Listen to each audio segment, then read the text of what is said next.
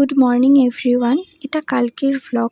কাল আমি মন্দিরে গিয়েছিলাম, কারণ কাল ছিল কৌশিকী অমাবস্যা। স্নান করে দেখি বাইরে প্রচুর রোদ, এর মধ্যেই যেতে হবে। এটা আমাদের পাড়ার মন্দির, অনেক বছর পুরনো। আমার জন্মের আগের থেকে এখানে মায়ের পুজো হচ্ছে। মন্দিরে গিয়ে দেখলাম সকলে পুজোর জোগাড় করছে। আমিও তাদের সাথে কিছু কাজ করেছিলাম, কিন্তু সেটা আমি রেকর্ড করিনি। পুরোহিত মশাই চলে আসার পর উনি পুজোয় বসে পড়েছেন।